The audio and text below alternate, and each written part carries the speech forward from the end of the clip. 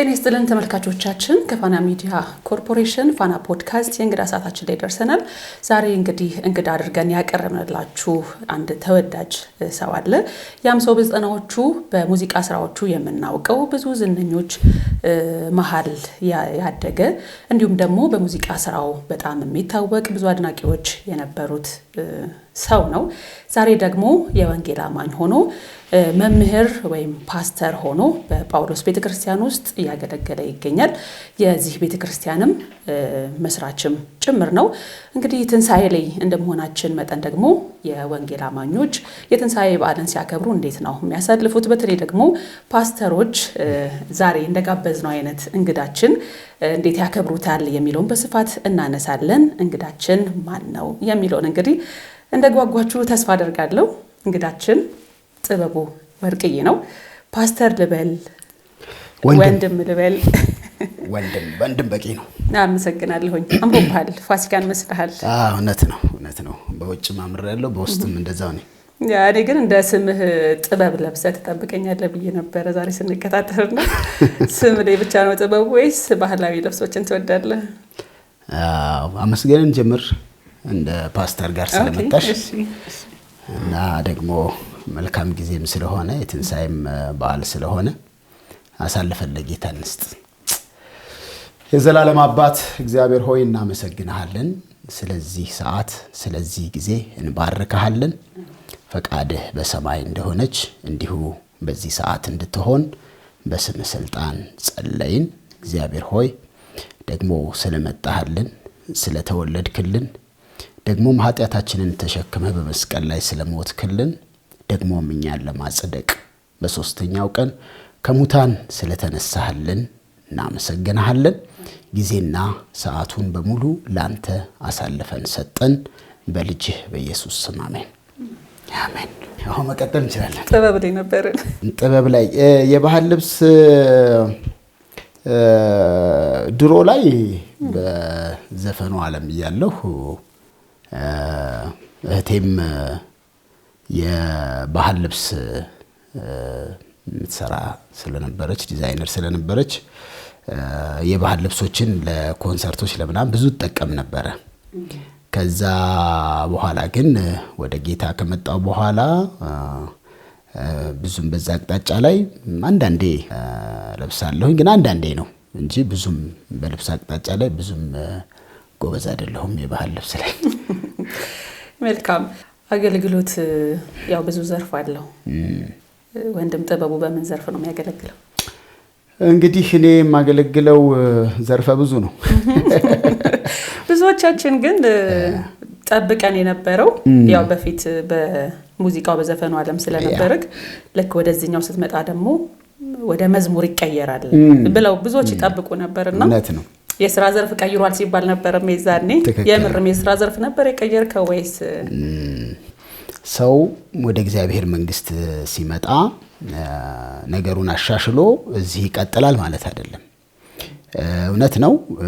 እግዚአብሔር የዝማሬን ጸጋ ከመነሻው ጀምሮ ሰጥቶናል። ያው ላልሆነ መስመር ላይ ብንጠቀመውም እግዚአብሔር እሱ እንድናመሰግን እሱ እንድናመልክበት ነው ጉሮሮ የተሰጠው። ግን ወደ እግዚአብሔር መንግስት ሲመጣ ወደ ቤተክርስቲያን ሲመጣ ምን መሆን እንዳለብሽ፣ የትኛው መቀጠል እንዳለበት፣ የትኛው መጀመሪያ መሆን እንዳለበት የሚመራሽ እግዚአብሔር ነው። ስለዚህ እንደመጣው ቀጥታ ወደ መዝሙር አልገባሁም። ቀጥታ ወደ ወንጌል ስብከትና አመልካለሁ፣ ግን ዘምራለሁ፣ ግን በካሴት ደረጃ ወይ ደግሞ በነበረኝ በቀደመው አይነት አልነበረም። ስለዚህ በስብከት አገልግሎት ነው ሞር እንትን ያረኩት። ፕላስ ደግሞ በጸሎት በዴሊቨራንስ በተለያዩ የጸሎት አገልግሎቶች ያው እነዛ ነበር መጀመሪያ ቤት ውስጥ ይገለጡ የነበሩት እንደሱ ነውና የሥራ ዘርፍ ለሚለው እሺ ጠፍቷል ራሱ ስራ ዘርፍ። አገልግሎት የሥራ ዘርፍ አይደለም። አገልግሎት በጸጋ የምናገለግልበት እኛ ስለፈለግንም የሚመጣ የሚሆን ነገር አይደለም። እግዚአብሔር ሲጠራሽ ነው። እግዚአብሔር ሲጠራ አብሮ ጸጋ ይሰጣል። ጸጋ ደግሞ ከሰጠ መሆን አለ፣ መቻል አለ። ያን ነገር ራሴ ስታደርጊው ታገኘዋለሽ። እና ራሴን በየካፌው በየምን ወንጌል ሳወራ ስናገር ጓደኞቼ እስኪሰለቻቸው ድረስ እንደዛ ነው የማገኘው። አይደክመኝም። እኔ ለምን ጸጋው ስለሆነ መሆን ስለሆነ እና የሥራ ዘርፍ በሚል ሳይሆን የአገልግሎት ዘርፍ በሚል ቢስተካከል ጥሩ ስራ ነበር። ያሁኑ አገልግሎት ነው። የቀድሞም አክቹአሊ ያው ከሙያ ጋር የተገናኘ ነው። የቀድሞ የዘፈን ስራ እንደሆነ ንግድ ቦታ ምናምን እንደምትዩ አይደለም። የዘፈን ስራ ከውስጥሽ ከፍላጎት ጋር ከታለንት ጋር ከእንደዚህ የተያያዘ ነው። ግን ያኛው ሌላ ዘርፍ ሌላ መስመር ነው። ይሄኛው ደግሞ ሌላ መስመር ነው። ለየቅል ናቸው። የትንሣኤ በዓል ላይ የተገናኘ ነው። የጌታችን ትንሣኤ መታሰቢያ ነውና የትንሣኤ በዓል እንዴት ነው የምታከብረው? ያው ብዙ በዓላትን እናከብራለን። አንዱ እና ዋነኛው ነው የትንሣኤ በዓል ደግሞ እንዴት ነው የምታከብረው? የትንሣኤ በዓልም ስናወራ ድሮና አሁን ብለን ማውራት አለብን። ምክንያቱም አሁን ላይ ለኔ ሁልቀን ትንሣኤ ነው። ያው ምክንያቱም ጌታን በዓመት አንዴ የጠበቅኩ ማከብረው ጌታ የለኝም። ሁልጊዜ ሁልቀን የምናገለግለው ሁልጊዜ የምጸልየው የማወራው የምሰማው ጌታ ጋር ነው ያለሁት። ግን እንደዚህ አይነት ደግሞ አጋጣሚዎች ሲፈጠሩ ለብዙዎች ወንጌል የምናወራበት ብዙዎችን ከጨለማ ወደ ብርሃን እንዲመጡ የምንሰብክበት እንደገና ደግሞ ትንሣኤው በዓል ምክንያት በማድረግ ደግሞ የበለጠ ደግሞ የምናመልክበት በደንብ በይበልጥ የምናስታውስበት ነው የሚሆነው። ግን የቀደመው ለምሳሌ በአርቱ ዓለም በነበርኩበት ጊዜ የነበረው የትንሣኤ አከባበር ያው ትንሣኤ ሲደርስ የናይት ክለብ ብርጭቆዎቻችን በደንብ አጽድተን አስተካክለን የምንጠብቅበት የገቢ ምንጫችን ነው። ሆነስትሊ ስፒኪንግ ማለት ነው። ፕላስ ደግሞ እኔ አብዛኛውን በትንሣኤ በዓል ወይም ደግሞ በሌሎችም በዓል አገር ውስጥ የለሁም። ምክንያቱም ኮንሰርቶች ይዘጋጃሉ። እዛ በመሄድ ነው እንትን የምናደርገው። ከልጆቼ ጋር እንኳን ያሳለፍኩባቸው ጊዜያቶች በጣም ጥቂት ናቸው። ከባለቤቴም ጋር እንደዚሁ እና ስለዚህ የትንሣኤ በዓል አሁን ላይ በቤተ ክርስቲያን ነው ያው አገልግሎት እያገለገልን እየዘመርን እያመለክን ወንጌል እየሰበክን እንደገና ደግሞ ቤተሰብም ጋር ደግሞ ያው ጥቂት ነገሮችን እያደረግን እናሳልፋለን። ቤተሰብ ጋር እናቴ ጋር የባለቤቴ ቤተሰቦች ጋር እንሄዳለን። እዛም ያው እንግዲህ ወንጌሉንም እናወራለን ደግሞም አብረን እናሳልፋለን። ትንሣኤን ያው በብዙ ሁኔታዎች እንደየቤታችን እንደ ሃይማኖቱ አስተምሮ ደግሞ ትንሣኤ ለምን ይከበራል የሚለው የራሱ የሆነ አስተምሮ አለው። ወንድም ጥበቡ ምን ይለናል? ትንሣኤ ማለት ከሞት መነሳት እና ጌታችን መድኃኒታችን ኢየሱስ ክርስቶስ ከሰማያት ሰማያት ወርዶ ከቅድስት ድንግል ማርያም ስጋን ነስቶ እንደገና ደግሞ ኃጢአታችንን ተሸክሞ በመስቀል ላይ የዓለምን ኃጢአት ተሸክሞ ኃጢአትን ያስወገደበት የሞተበት እና ደግሞ በእርሱ የሚያምኑትን ሁሉ የዘላለም ሕይወት ሊሰጣቸው ሞትን ድል አድርጎ በሶስተኛው ቀን የተነሳበት ነው እንጂ የሆነ በዓል አይደለም። ወይም ደግሞ የሆነ የመብላት የመጠጣት ጉዳይ ሳይሆን በጣም ትልቅ ወሳኝ ኢንሲደንት የተፈጠረበት ነው። ምክንያቱም አምላክ ሰው የሆነበት ማለት ስናወራው ቀላል ነው።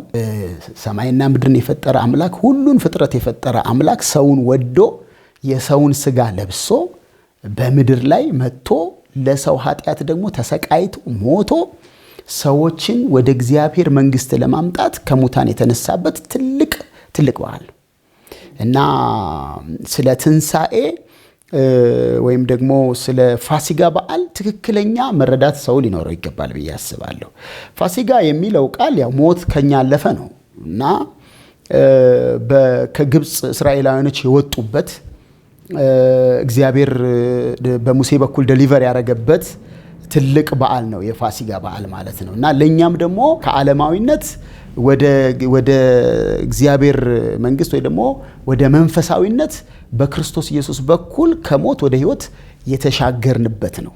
ስለዚህ ትንሣኤ በዓል የፋሲጋ በዓል በጣም ልዩ በዓል ነው እና ትንሣኤ ለኛ በጣም ትልቅ ነው። ሰው ከሞት ወደ ሕይወት ከጨለማ ወደ ብርሃን፣ ከዓለማዊነት ወደ መንፈሳዊነት፣ ከእግዚአብሔር የተለየ ማንነት ከእግዚአብሔር ጋር ህብረት ወደሚያደርግበት የተሸጋገረበት ትልቅ በዓል። ማገልገል ወይስ መገልገል ከባዱ? ማገልገል ነው እንጂ ከባድ። ብዙ ድካም አለው አይደል? መገልገል ላይ ሆነሽ ማገልገል ቀላል ይመስላል። ሰንሰቦች ቁጭ ብለን ማገልገል ላይ ስትሆኚ ነው በጣም ሁሉ ነገር ያው ይዞት የሚመጣው ብዙ ነገር፣ ብዙ ኃላፊነት ነው የምትሸከሚው። ከሰው ጋር ትጋፈጫለሽ፣ ከሰይጣን ጋር ትጋፈጫለሽ፣ ከጠላት ጋር ትጋፈጫለሽ። ብዙ አይነት ነገር አለው። ስለዚህ አገልግሎት ቀላል ተደርጎ መታሰብ የለበትም። መገልገል አይ ቲንክ መልካም ሳይሆን አይቀርም። ግን እጣ ከወደቀብሽና ጥሪ ደግሞ ካለ ያው አትችይም። ግዴታ እግዚአብሔር ጸጋውን ስለሚሰጥ ያው እዛው ላይ ሆነሽ ችግር ቢኖርም ክፍተት ቢኖርም ተቋቁመሽ ነው የምታልፊው። እና አይ ቲንክ ማገልገል ይችላል። ከበድ ያለ ነው ከመገልገሉ። እንዴ ተገልጋይ ሆነ ብዙ ጊዜ ያሳልፋል? አዎ አገልጋይ ከመሆን በፊት እንዴ በደንብ በነፃነት አሁን ራሱ በሆን ደስ የሚለኝ ግን ማልችለው መሆን ተገልጋይ መሆን። የትንሳኤን በዓል ስናከብር ያው ብዙ የምናሳልፋቸው ነገሮች አሉ። በተለይ እንደ ኢትዮጵያውያን ብሎ ማህበራዊ ኑሮ አለን፣ የቤተሰብ ሁኔታ አለ። እንደገና ደግሞ እንደናንተ አገልጋዮች ደግሞ ተጨማሪ አገልግሎት ስራ አለና ቀድሞ የነበረኝ ብለህ ስትጠቅስልን በፊት ፋሲካዬ ለትርፍ መንቀሳቀስ ነበረ ብለሃል። አሁን ደግሞ ብዙዎችን ስታገለግል ከአንተ የሆነ ነገር ነው የምታካፍለው፣ ለትርፍ ሳይሆን ለብዙዎች ህይወት የሚሆነ ነገር ነው የምትሰጠው። ምናልባት ከቤተሰብ ጋር በተገናኘ በፊት ላይ ከቤተሰቦቼ ጋር ላሳለፍም ብለህ ነበረ። በተለይ ልጆችን ማግኘት ላይ አገልጋይም ስትሆን ብዙ ሰዓት ይፈልጋል ይመስለኛል እና ከቤተሰብ ጋር ጊዜ ያይዝብህም? ያሁኑ እንግዲህ በደንብ ነው የሚይዘው በሁለቱም አቅጣጫ። ያኛው እንዳልሽው ከጥቅም አንፃር እንደገና ደግሞ የራስን ፍላጎት ከማስደሰት አንፃር እንትኑ ይወስደዋል እንጂ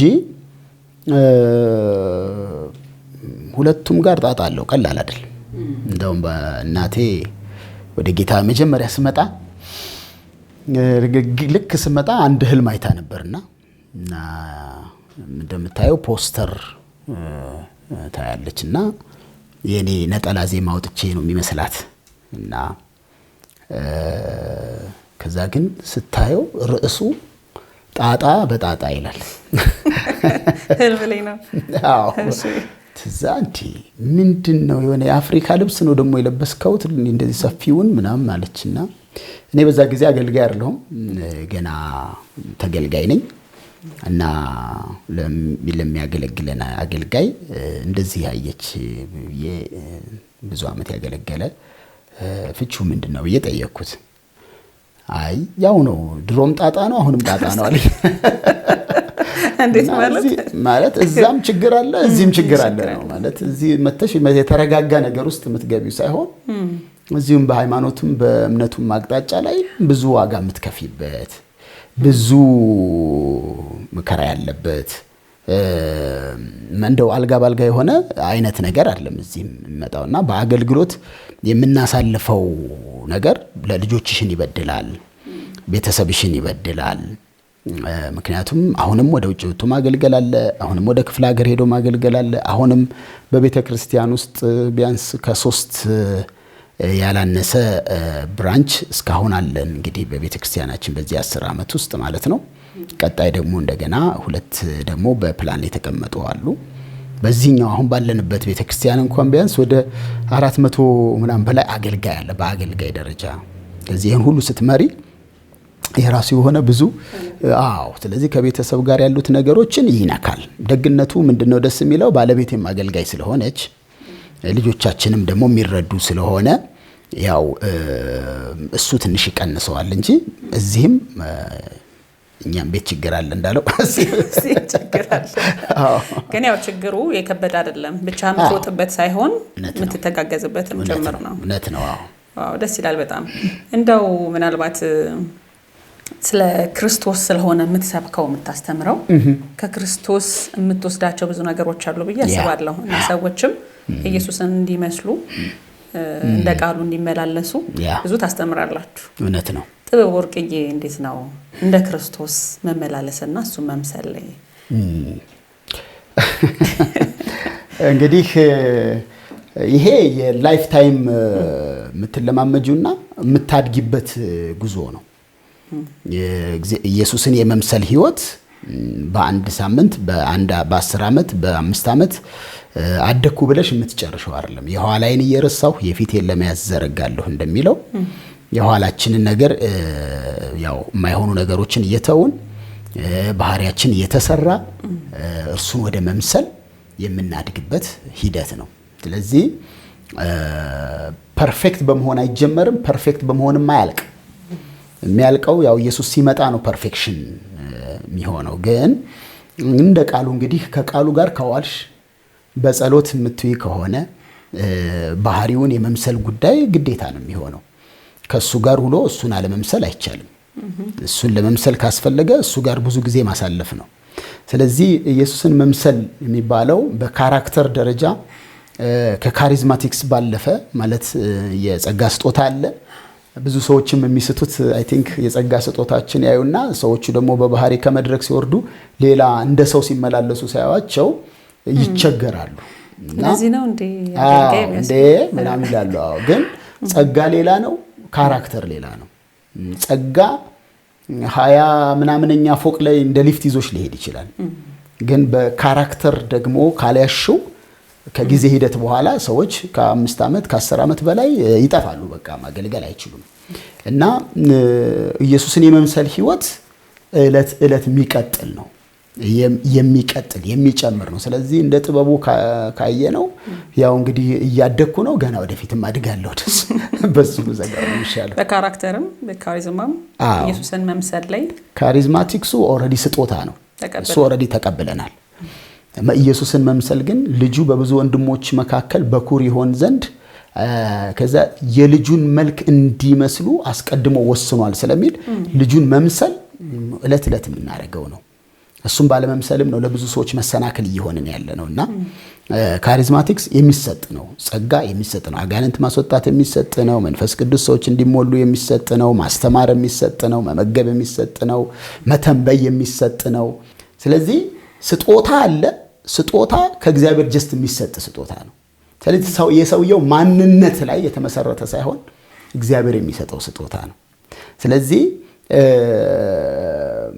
እኛ ላይ እግዚአብሔር እየሰራ ያለው ነገር ለሁሉም እንደሚሰጠው የጸጋ ስጦታዎች አሉ አሁን እዚህ ቦታ ላይ ብዙም እንት ስለማይልሽ ያው መተሽ ቤተክርስቲያን ታያለሽ እሱን ግን ጸጋና ግን ኢየሱስን መምሰልን መለየት መቻል አለብን ብዬ አስባለሁ የብዙ ሰዎችም ጥያቄ ስለሆነ በቲቪ አይና ሰውን የሆነ ነገር ያደርጉና የሚያጭበረብረውን ከመስመር የወጣውን አይደለም ማወራው በትክክልም ሆኖ ግን ድካም ያለባቸው እንደ ሰው ደግሞ ሚናደዱ ጳውሎስ እንዳለው እኔ ሳልናደድም ይላል እና የሚቆጡ የሆነ አንዳንድ ያልተሰሩ ባህሪያቶች ሪአክት ሊያደርጉ ይችላሉና በጸጋው ሳይሆን ሰውን ምን መዝነው እግዚአብሔር በቃሉና ከርሱ ጋር በመዋል እርሱ ላይ በሚሰራው ኢየሱስን የመምሰል ማንነት ነውና ሁለቱን ለይተን ማየት አለብን ብዬ አስባለሁ መልካም ቀደም ሲል ተጠቅስልኝ የኋላውን እየረሳን የፊቱን ለመያዝ መዘርጋት ብለህ ነበርና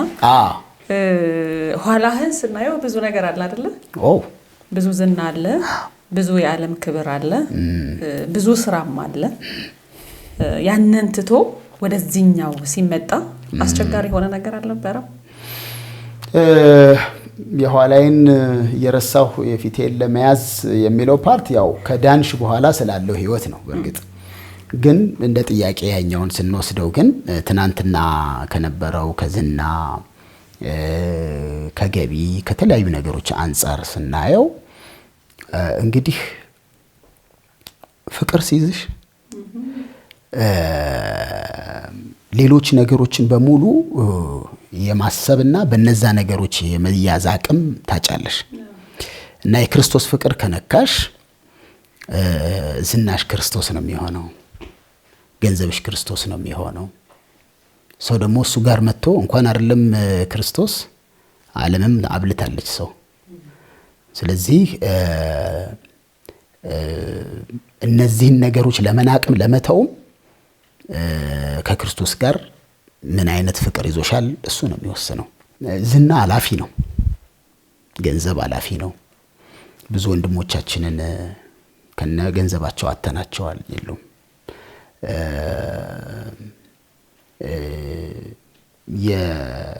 የተለያዩ የምድር ነገሮች ዛሬ መተው ድንገት ነገ የሚጠፉ ናቸው። ያንንም ደግሞ እያየነው ነው። መቼም በኮሮናም ጊዜ እያየነው ነው። በብዙ መንገድ አሳይቶናል እግዚአብሔር። ስለዚህ ከእግዚአብሔር ጋር የሆነ ሰው ግን ወደ ኋላ ያለውን ነገር ማየት እንዳይችል የሚያደርገው ከእግዚአብሔር ጋር ያለው እውነተኛ ፍቅር፣ እውነተኛ ሪሌሽንሺፕ። ብዙ ሰዎች ሃይማኖት ብለው ስለሚመጡ ከነገሮች ጋር ኮምፔር ስለሚያደርጉት ብዙ ጊዜ ሚስ ያደርጋሉ። ግን ፍቅር ከያዘሽ ገንዘብ ቢኖርም ባይኖርም ቢበላም ባይበላም የያዘሽ አካል አክቹአሊ አይለቅም እሱ። በርግጥ ግን ትደንዝሻለሽ። እኔ በልጅነቴ ኤክስፒሪየንስ አለኝ በፍቅር። ባለቤቴን የወደድኩት በ9ኛ ክፍል ሆኜ ነው። አንድ ትምህርት ቤት ነበር እና በደንብ አውቃለሁ የፍቅርን።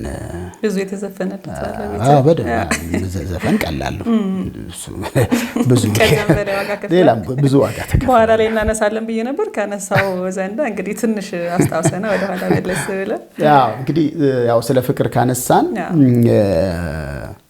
እኔ በባህሬ ስወድ በቃ መውደድ ነው። ፍቅር የያዘኝ ሰዓት ላይ የከፈልኩት ዋጋ ሂውጅ ነው። ጉንዳን እስኪ በላይ ዝናብ እስኪ ዘንብብኝ ብዙ አሁን ለሚዲያ የማይመቹ ብዙ ነገሮች አሉ እና ግን እስከ ጥግ ነው የሄድኩት። ደግሞ የኔ ሆነች አለቀ። ታግለሃል አጣ። እስከ ጥግ ነው በቃ። ሌላ ምርጫ አማራጭ የሚያይ ሰው አይደለሁም። በእግዚአብሔር ከተፈጥሮ የሰጠኝ ጸጋ ነው እና ስለዚህ የባለቤቴ ጉዳይና የፍቅር ጉዳይ እንዳለ ሆኖ ጌታንም ስንከተል ያው በሌላ አማርኛ አጣጣርክብ ብዙ እንድታነሳ እየጠበቅኩ ነበርና ይበቃል ያልከው እንደው የሆነ ትምህርት ቤት ላይ የዘፈንከው ዘፈን ነበርና ብዙ ሰዎች የወላይታ ሶዶ ልጅ ነው የምትመስላቸው። ኦኬ ሊጋባ ይመስለኛል። እና ከተማዋን ትምህርት ቤቱን ያሳየህ ነበር። የፍቅር ህይወት ደግሞ ትምህርት ቤት ላይ እንደተጀመረ ይሰማ ነበር በሰዓቱና እዛ ትምህርት ቤት ይመስለን ነበር ታሪካችሁ የጀመረው። ይመስለን ነው። ዓለሙን ጊዜ ዲስፕሌይ ናት ኮራሰን ትመስላለች እንጂ ሆና አትገኝም። ያኛው የአንቺ የህይወት ታሪክ ሌላ ነው፣ የሚዲያ ህይወት ሌላ ነው። የእናንተን ባላቅም ምን ማለቴ ነው? እኔ ያው ተወልጄ ያደኩት ላሊበላ ነው፣ ወይም ደግሞ የተወለድኩት ላሊበላ ነው። ያደኩት ደግሞ ደሴና በግማሽ ደግሞ አፋር ሀገር አሚበረሃ የሚባል ሀገር ነው። ከዛ ቀጥሎ እንግዲህ አዲስ አበባ ማለት ነው። እና ያንን ዜማ የሰጠኝ ወይም ደግሞ ዜማው እንኳን የኔ ነው፣ ግን ግጥሙን የሰራው ሀብታሙ ቦጋለ ነው። እሱ ከደቡብ ነው እና ከሱ ጋር ሆነን ነው። እኔ ደግሞ የውጭ ሀገር ሪትም ነበር ያመጣሁት። የውጭ ሀገር ሪትሙን ሳመጣው ከደቡብ ሪትም ጋር ከተገናኘ ማለት ነው። ሲገናኝ በቃ በዚህ ለምን አናረገውም ብለን እንደዛ ሰራው። እንደዛ ከሰራ ነው ደግሞ ሊጋባ ትምህርት ቤት ሄደን ለምን አንቀርጸውም ተባለ። እንግዲህ እዛ ሄደን ቀረጽ ነው። ብዙ ሰዎች ያው የደቡብ ልጅ እንደሆንኩ ያስባሉ። ግን በጣም ወደው አካባቢ ነው ደቡብ። በርግጥ ብዙ ተመላለሽበታል። ለዛ ነው ብዙ ወንጌላውያን ትውልድ ላይ ይሰራሉ። በተለይ ደግሞ ወጣቱ ላይ ጥበቡስ እንዴ ዋና ስራችን እሱ አይደል? ወጣት ላይ መስራት ወጣቱ ላይ አዎ በደንብ ራሱ ኦልሞስት ከ70% በላይ ወጣት ነው አይደል? ኢትዮጵያ ላይ አይ ቲንክ አለ ተብሎ የሚታሰበው አይ ቲንክ ከብዙ እንትን እንደምንሰማው ወጣት ላይ በደንብ ነው የምንሰራው። ምክንያቱም በሱስ በጣም እየጠፋ ያለው ወጣቱ ነው። ለብዙ ነገር ተጋላጭ የሆነው ወጣቱ ነው። ስለዚህ ወጣቱ ላይ ግን ምንድነው የምንሰራው ነው ጥያቄው። ወጣቱ ላይ ብዙ ሰዎች በብዙ አይነት መንገድ ይሰራል። እንደ ቤተ ክርስቲያንና እንደ መንፈሳዊ ሰው ግን ወጣት ላይ የሚሰራው ወጣቱ ከክርስቶስ ጋር ከእግዚአብሔር ጋር እንዲጣበቅና የእግዚአብሔርን ቃል ወደ ማንበብ ወደ ማወቅ ልምምድ እንዲመጣ ማድረግ ነው። ምክንያቱም ዘሩ ካልተቀየረ በጸባይ ማረሚያ ብቻ ሰዎችን መቀየር አይቻልም። ሰው ከእግዚአብሔር ጋር ሲጣበቅ ከእግዚአብሔር ጋር ይሄን እንደምታይኝ ማለት ነው። አሁን የጌታ ፍቅር ሲነካኝ ሌላ ነገር ማሰብ እንዳልችል እንዳደረገኝ፣ ጸባይን እንደቀየረው፣ ከብዙ ሱስ ነፃ እንዳወጣኝ፣ ከብዙ መስመሮች እግዚአብሔር እንደረዳኝ ያን ያደረገው ይሄ እግዚአብሔር ቃልና የጌታ መንፈስ ነው። ስለዚህ ወጣቶችን ወደዚህ መስመር በማምጣት ነው መቀየር የሚቻለው። አንድ መጽሐፍ ላይ አንብቤ ነበርና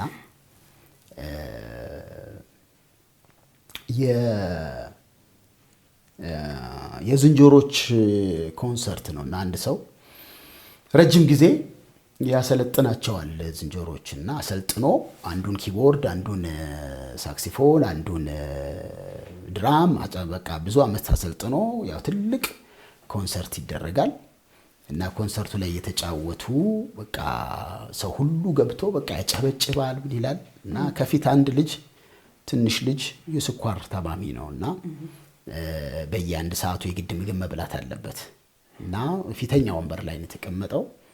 ከዛ ብስኩትና ሙዝ ይዟል እና ከፍቶ ልክርቦት ሙዙን አውጥቶ ላጥ አድርጎ ሊበላ ሲል እንዳለ ዝንጀሮች በሙሉ መጡ ማለት ነው። መድረካቸው ለቀው እዛ ህዝቡ እንዴም በቃ አሰልጣኙ ላይ እንዴት እንደዚህ ይሆናል እንደዚህ አላቸውና አሰልጣኙ አንድ መልስ ነው የመለሰላቸው። እነዚህ ዝንጀሮች ሰለጠኑ እንጂ አልተለወጡም ማለት እና ሰውን በማሰልጠን ሳይሆን የምትቀይረው ዘሩን በመቀየር ነው የምትቀይረው። ሰው ክርስቶስ ሲገባ አዲስ ማንነት ሲኖር ወጣቱ ከክርስቶስ ጋር ትክክለኛ ሪሌሽንሺፕ እና ፍቅር ሲይዘው እግዚአብሔር በየትኛውም ቦታ እንደሚያየው ለሰው ብሎ ሳይሆን በየትኛውም ስፍራ እግዚአብሔር እንደሚያየው ሆኖ እንዲያድግ ካደረግሽው ወጣቱን ማዳን ይቻላል። እና እንደ ቤተ ክርስቲያን እኛ ሞር እሱ ላይ ብዙ እንጸልይላቸዋለን። በመንፈስ ቅዱስ እንዲሞሉ፣ በእግዚአብሔር ቃል እንዲታጠቁ፣ ከጌት ቱጌዘር ወይም ደግሞ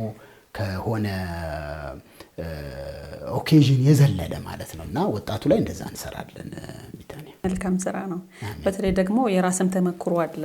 ካስቸጋሪ ህይወት የተላቀቅበት መንገድ አለና በዛ አቅጣጫ ወጣቱ ብዙ ሰው ይመጣል። ይገርምሻል። በሱ አቅጣጫ ሌላው ጋር መንገር የሚፈሩትን መተው ያወሩኛል። ያው አንተ ከእንደዚህ ዓለም ስለወጣህ ይገባሃል።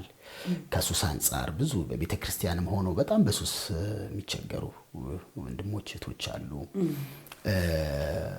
እንደገና በተለያየ ሃይማኖታዊ ሽፋን ብቻ ይዘው ከቤተሰብ ጋር ተንበርከኩ ሲባል አብሮ የሚበረከኩ ይሆን ነገር ጋር ሲባል እንደዚህ የሚያደርጉ ግን ልባቸው ያልተነካ ውስጣቸው ንክኪ ያልፈጠረ አሉ። እንደዛ አይነት ሰዎች ብዙ መተው እኛ ጋር ተቀይረው አሁን የቤተ ክርስቲያናችን አገልጋይ የሆኑ በጣም ብዙ አሉ። እና ካለፍንበት ህይወት አንፃር ያው በተግባር ስለኖርኩት ያንን ነገር ማስረዳት ብዙ ከባድ አይደለም። ማርን የላሰውና በመልክ ያየው እኩል አያብራራውም። የቀመሰው ጣሙን በደንብ ያውቀዋል። ጣሙን በደንብ አድርጎ እንትን ያደርገዋል። ዓለምንም የቀመሳት በደንብ ያብራራልና ጥጉ ጋር ስትደርሺ ነው ነገሩን የምታውቂው። አንዳንዴ ሲገቡበት በጣም ደስ በሚል ስሜት ነው የሚገባው። ጭሱ የሆነ ነገሩ አራዳነት ይመስላል፣ የሆነ ይመስላል እንደዛ ሚዲያው ምኑም እንደምታዩ። ግን ዲፕሬሽኑ የሚጀምረው ህመሙ የሚጀምረው የጠላት ስራ ቀስ ብሎ ህይወታቸውን ሲቆጣጠረው የዛኔ መውጣት ወደማይችሉበት አዲክሽን በተለያዩ ነገሮች ይገባሉና ስለዚህ ነበርኩበት ስለማቀው እግዚአብሔርም የሚልካቸው ብዙ ሰዎች በዚህ አቅጣጫ ብዙ ተጠቅመዋል ብዬ አስባለሁ። እና ወጣቶች እግዚአብሔር ረድቷቸዋል። እኛ ቸርች ብዙ ተሰርቶባቸዋል፣ እየተሰራባቸው ነው። መልካም ደስ ይላል። ተቤ እንግዲህ ድምጽህ እንዳለን ያለው አው አለ ከነ ሞገሱ ነው ያለውና ብዙ መድረኮች ላይ በአንዳንድ ማህበራዊ ሚዲያዎችም ዝማሬ ስትዘምር እንሰማለን እና ተመልካችም ደግሞ መዝሙር ይጠብቃል። ከምትወደው መዝሙር በአንተ ድምጽ የምንሰማው አንተ የምትዘምር ነው ማለት ነው። በከንቱኑ ብትለቁት አይሻልም? በአንተ ድምጽ ኦፍ ኮርስ በደስታ እኔ እንግዲህ በጣም ያገኘሁ ይደግ መዝሙርና የተከስተ መዝሙር ከድሮ ጀምሮ የምወዳቸው የአውታሩ መዝሙር የሚገርምሽ እነዚህ መዝሙሮች አሁን የምትሰሚያቸውን ጫት ላይ ቁጭ ብዬ የሰማኋቸው መዝሙሮች ናቸው ነቅላ ያወጡኝ ከጊዜ ሂደት በኋላና የነሱ መዝሙሮች በጣም መወር ወዳቸዋለሁ። የድሮ መዝሙሮችን በጣም ደስ ይሉኛል። ስለዚህ ከነሱ ውስጥ አንድ መዝሙር ብንዘምር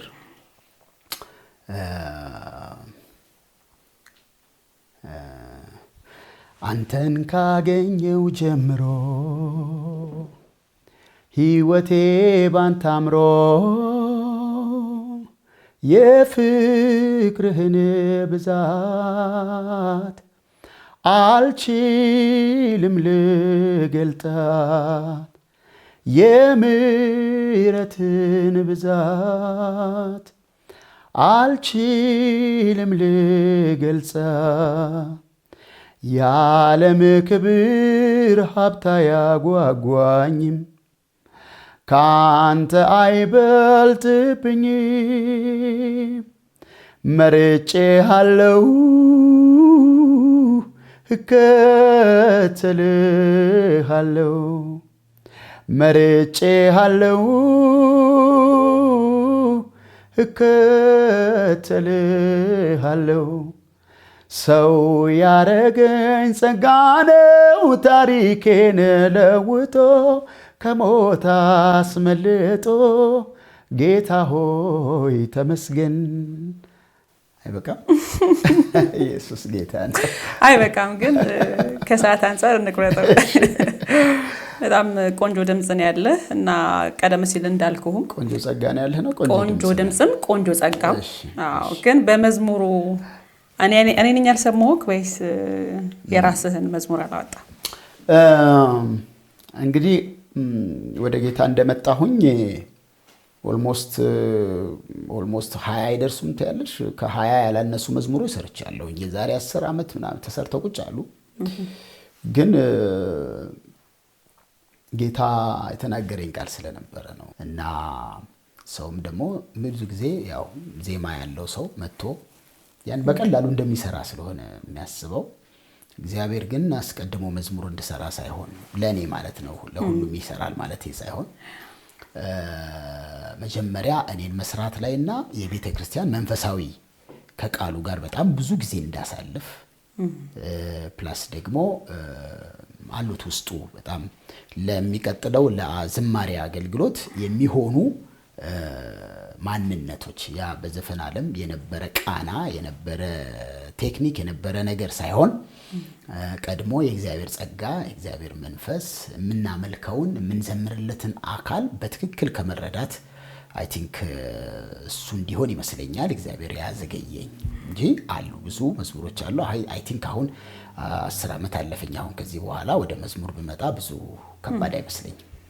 ጊዜና ከዚህ በኋላ አሁን ታይሙ ብዙ የሰዎችን መዝሙር የዘመርኳቸው እንዳልሽው በጣም ብዙ ያወጣኋቸው አሉና የሰዎቹ መዝሙር የዘማሪዎችን መዝሙር የዘመርኩበት አንዱ ምክንያት ዓለም ላይ ያሉት ሰዎች ብዙ ጊዜ እነዚህ መዝሙሮች አያቋቱ አንዳንዱ ራሱ ደውሎ ጓደኞቼ ድምጻዊ ጓደኞቼ ተዋናዮች ምናምን እንደገና ደግሞ ሌሎችም በዓለም ያሉ ደውለው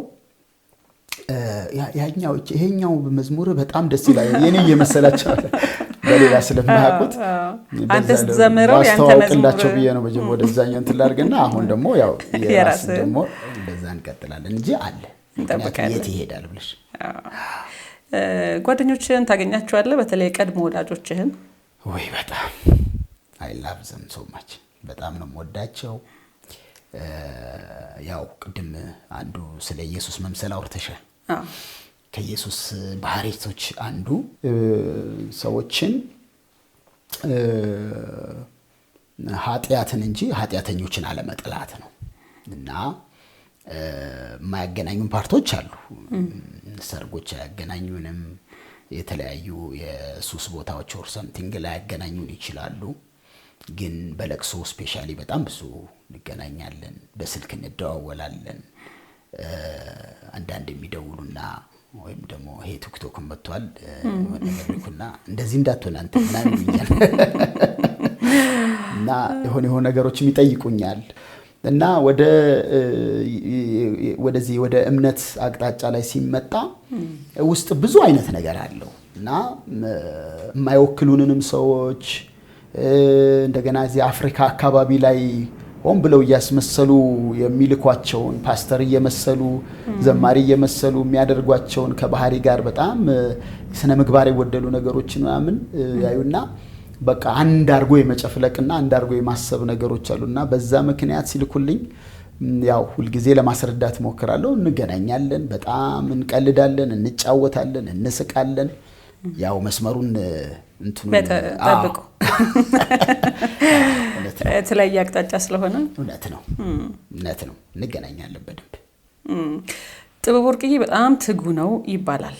በእርግጥ ትጋትህን በሌሎች ስራዎች አይተናል እናውቃለን ነው።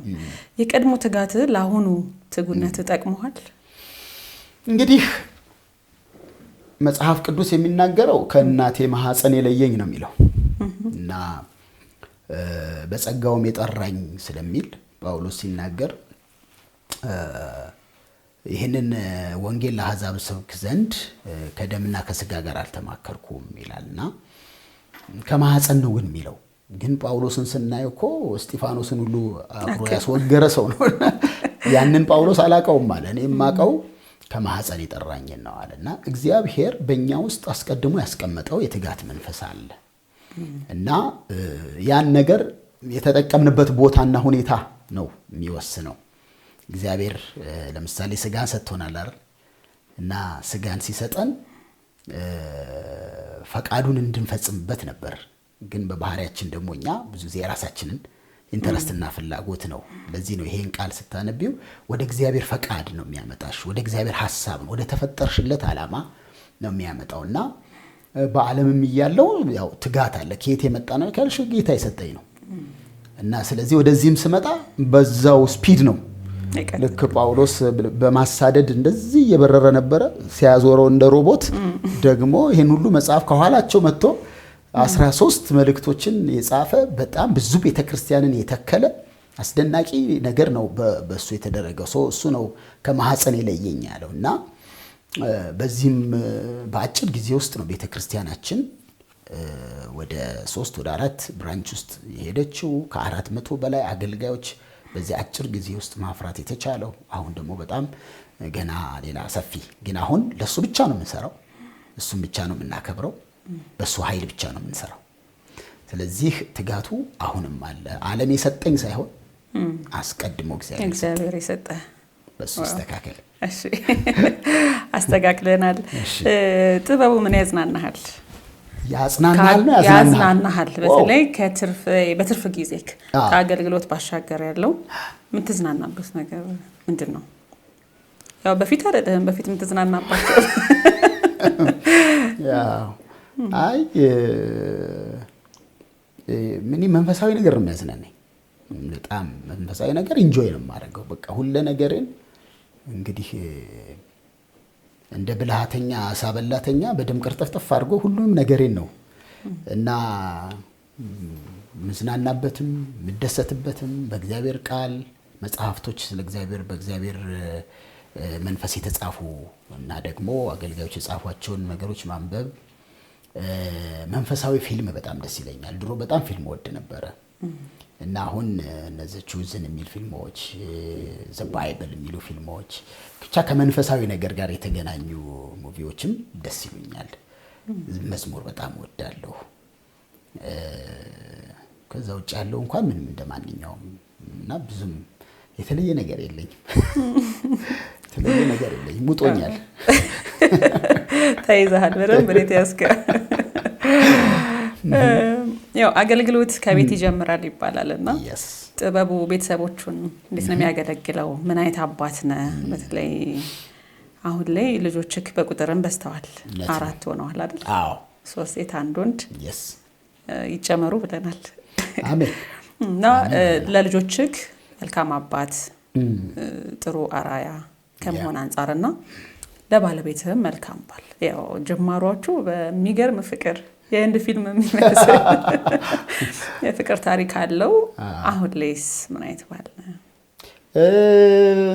እንግዲህ እንዳልሽው ባዮሎጂካሊ 4 ልጆች አሉኝ። ከዛ ውጭ ግን ኦልሞስት አብሬ ብዙ ያሳደግኳቸው ልጆች አሉኝ እና በመንፈሳዊ ጌታ የሰጠኝ ልጆች ማለት ነው። እና አብረን ቤት ውስጥ ብዙ ሆነን ነበር የምንኖረው። መኖሪያ ቤት ላይ ብዙ ሆነን ነው የምንኖረው። አብዛኞቹ ልጆቻችን ያው አግብተው የወጡ ናቸው። አሁን ከባዮሎጂካል ከሆነው ውጪ ማለት ነው። ከዛ ውጪ ከባለቤቴ ጋር ያለን መንፈሳዊ ህብረት ነገሮች ሁሉ የሚጀምሩት ከባለቤቴ ነው። መጸለይ የተለማመድኩት እሷ ላይ ነው። መስበክ የተለማመድኩት እሷ ላይ ነው። እና ምናልባት ከልጅ አንፃር ሞር በጣም ከመንፈሳዊው ነገር ጋር በመንፈሳዊ በኩል ካሉ ልጆች ጋር ሞር ከማድላት አንፃር ጥቂት ክፍተቶች እንዳሉ ከተወሰነ ጊዜ በኋላ አስተውያለሁ። ግን አሁን ነገሮች በደንብ የተስተካከሉ ነውና አይ ቲንክ ምን አይነት ባልና ለቤተሰቡ ምን አይነት አባት ነው የሚለው እነሱ ቢጠየቁ ነው የሚሻለው። እነሱ ቢጠየቁ ሞር አሪፍ ነው። እንደው ካንተ አንድ ላይ ሰዎችን እውነት ደስ ይላል።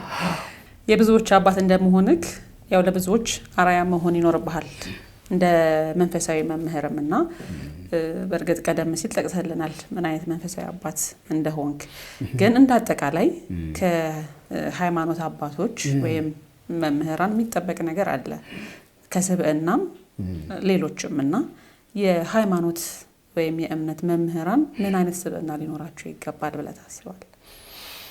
በጣም አሪፍ እና ቆንጆ ጥያቄ። አመሰግናለሁ።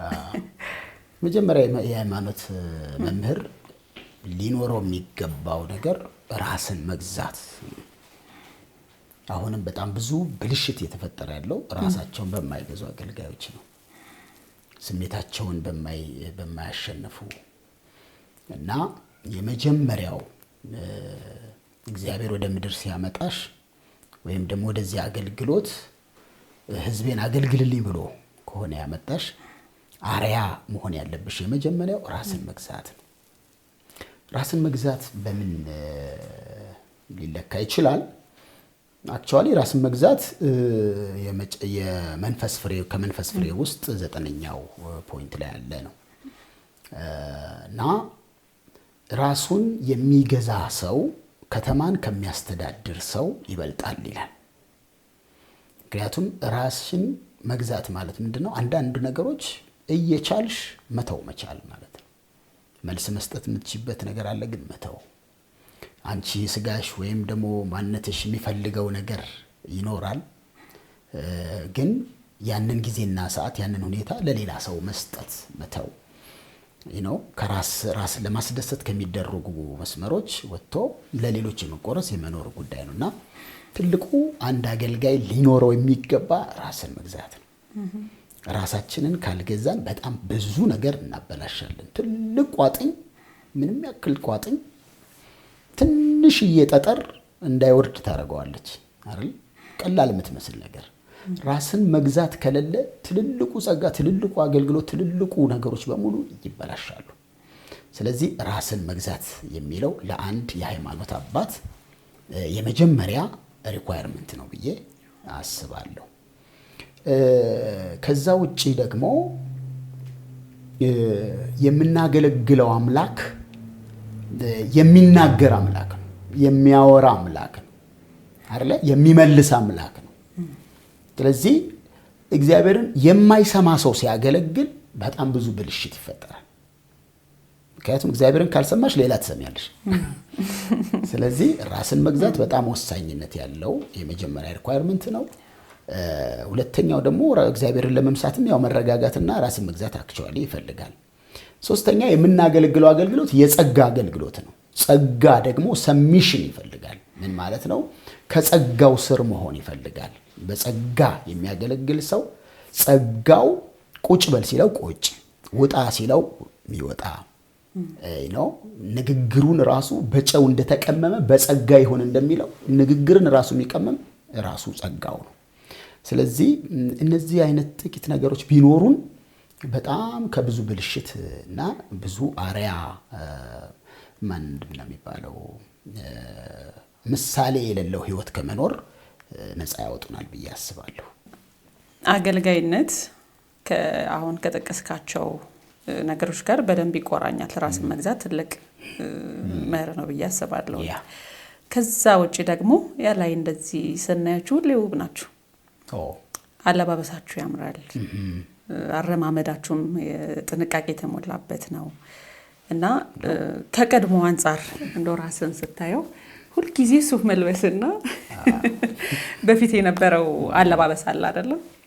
ከሱ አንፃር እንደው የትኛው ነው በጣም በምቾት እኔ አክቹአሊ በዛኛው በዚህኛው ስፔሻሊ መድረክ ላይ ብቻ ነው ሱፍ የምለብሰው። አብዛኛው እንደውም ኦፊስ ምናምን በቱታ ነው። እቤት ደግሞ ብትመጪ ሁሌ የምታገኝኝ ጋዋን ለብሼ ነው። እና እንደየቦታው ነው እንደየሁኔታው ነው። ልብስ ላይ እንደዚህ ነገር ላይ መጠንቀቅ ላይ ነገር እንትን ላይ ድሮማ እንደዛ አይደል። በዓለምም እያለው ምንም ያው ከባለቤቴ ጋር ሽንኩርት ልንገዛ የሆነ መርካቶ አብረን ነው የምንገባው የሆነ ነገር በፊት ላይ ማለት ነው። አሁንማ እዚህኛው ስለተጠመድን እንጂ አሁንማ ጭራሽ በቃ ኖርማል ነው እኮ የምትሆኝ። ከኢየሱስ የተማርነው ሰው አለ። ኢየሱስ እኮ ማንንም የሚነካው የትም የሚገባ ለቅሶ ቤት የሚገባ የሆነ ነገር የሚያደርግ ማለት ሲምፕል የሆነ ጌታ ነው። እንደው አሁን ከሚዲያ ከእንደዚህ አንፃር ምርጫተን እንደዚህ እንሆናለን እንጂ ያስገድናችሁ ነው ይኮናል እንጂ እኔ በበኩሌ ብዙም ከመድረክ ውጭ ያለኝ እንትን በጣም ኖርማል ነው። እንደ ቀደም ተቀስ አደረካትና የረሳዋትን አስታወስከኝ። ሽንኩርት እንገዛለን ብለህ ነበር ከባለቤት ጋር መክተፍስ ላይ እንዴት ቤት ውስጥ? ምንም አልችልም በእውነት የምግብ ስራ የሚባል ነገር አልችልም። አንድ የምችለው ነገር አለ። ኮርን ፍሌክስ አድርጎ ወተት ጨምሮ ሙዝ ከትፎ መብላት እችላለሁ። ሙያም አይጠይቅ ምንም ከዛ ውጭ በጣም እንትን እንድል ሆኜ አላደኩም። ቤት ውስጥ ስራ ምናምን አታውቅም? ምንም አልችልም። ሚዲያ ላይ አናገኘህም በብዛት በጣም በቃ ያንተን ኢንተርቪዎች እንኳን ስንፈልጋቸው በጣም ጥቂት ናቸው። ማለት እንደ ጥበብ ወርቅዬ ሁሉም ሚዲያ ላይ በተፈለገ ሰዓት ሲገኝ አናየውም። እኛም በቁፋሮ ነው ያገኘንበት ብዙ ደጅ ጠንተንና ለምንድን ነው ሚዲያ ላይ በብዛት የማትመጣው? ዛሬ ጥያቄ ማለት ነው። አክቹአሊ የሚዲያ ጉዳይ ከመንፈሳዊ ሚዲያዎች ላይ ነው ብዙ የሌለሁት። መንፈሳዊ ሚዲያዎች ላይ ብዙ የሌለሁበት ምክንያት በጣም ብዙ ትልልቅ ምሳሌ ሆኑና ብዙ ሊናገሩ የሚገባቸው ከነሱ ብዙ መማር ያለባቸው ብዙ የእግዚአብሔር ሰዎች አሉ እና እዛኛው ቦታ ላይ ብዙ ማጣበቡ አስፈላጊ አይደለም ብዬ አስባለሁ። ሚዲያ ጥንቃቄም ይፈልጋል። ጥቂቷ ቃል በብዙ ትሰነጠቃለች፣ በብዙ መስመር ይሄዳል። ያው መደምደሚያችን መዝሙር ነው የሚሆነው። ግን ከዛ በፊት የምታስተላልፈው መልእክት ካለ ኦኬ ብናገር የምትለው? እሺ። በመጨረሻው ዘመን አለ ጳውሎስ አስጨናቂ ቀን ይመጣል፣ አስጨናቂ ጊዜ ይመጣል እና ሰዎች ራሳቸውን የሚወዱ ተድላን የሚወዱ ፍቅር የሚቀዘቅዝበት እንዲና እንዲያ ብሎ አሁን የምናያቸው ነገሮች እየበዙ ያሉበት ጊዜ ላይ ስለሆነ ያለ ነው። በነገራችን ላይ ጌታ ኢየሱስ ክርስቶስ የተወለደውም ለሱ አይደለም፣ የሞተውም ለሱ አይደለም፣ የተነሳውም ለሱ አይደለም። እሱ ምንም ኃጢአትም የለበትም። መሞትም መነሳትም መወለድም አያስፈልገውም። የተወለደውም ለኔ ነው፣ የሞተልኝም ለኔ ነው፣ የተነሳልኝም ለኔ ነው፣ ተመልሶ የሚመጣውም ለኔ ነው። እና ኢየሱስ ሊመጣ በደጅ ስለሆነ በጣም ወደ ቃሉና ወደ መንፈሳዊነት ሰዎች እንዲመጡ እንዲያደሉ ጊዜያቸውን እንዲሰጡ በዓሉን ከመብል ከመጠጥና የገንዘብ ምንጭ ከማድረግ አልፈን በትክክል የተሰቃየውን ዋጋ የከፈለውን አባቱ ፊቱን ያዞረበትን የደም ላብ ያላበው ምህረትን እንድናገኝ የዘላለምን ሕይወት እንድናገኝ ክርስቶስ የመጣበትን ትክክለኛ ትርጉም ባለው መልኩ መብላቱም ክፋት የለውም፣ መጠጣቱም ክፋት የለውም። ግን ካላስፈላጊ ነገሮች ወጥተን ኢየሱስ ሊመጣ በደጅ ስለሆነ ሁልጊዜ ደግሞ ፋሲካ ስለማና ከብር የሚቀጥለው ፋሲካ ሳይደርስ ሊመጣ ይችላል።